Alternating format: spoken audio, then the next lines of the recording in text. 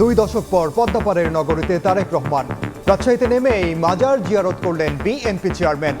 মাদ্রাসা মাঠের জনসভায় জনস্রোত। তারেক রহমান রাজশাহীর মধ্যে আসছেন, আমরা খুব আনন্দিত, উৎফুল্লিত। ভোর 6টায় এই ময়দান মাঠে পা দিয়ে তার জন্য অপেক্ষা করছি। আমরা উচ্ছ্বাসিত, আমাদের ঘরের ছেলে ঘরে ফিরে আসছে। রাজশাহীর 5টা আসনেই আমরা বিপুল ভোটে বিজয় করব।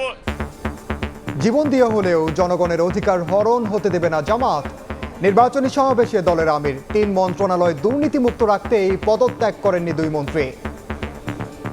যারা আজকে আমাদের সহকর্মীদের গায়ে হাত দিচ্ছেন, পরিষ্কার ঘোষণা করতে চাই, প্রয়োজনে দেশের জন্য জীবন দিব, কিন্তু জনগণের অধিকার কাউকে কেড়ে নিতে দেব না।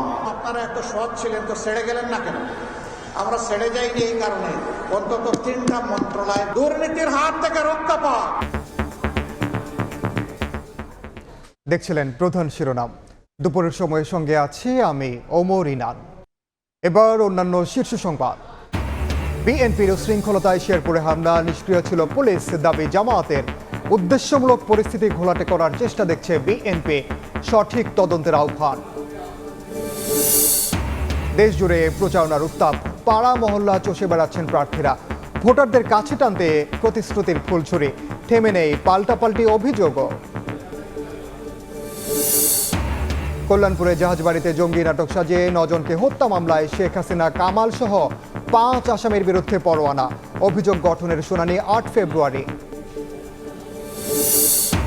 গ্রাহকের অজান্তে মোবাইল সিম নিচ্ছেন অন্য ব্যক্তি, আঙ্গুলের ছাপ জালিয়াতি করে চলে অপকর্ম। কারসাজি বন্ধে ফেস রিকগনিশন পদ্ধতি চালুর উদ্যোগ।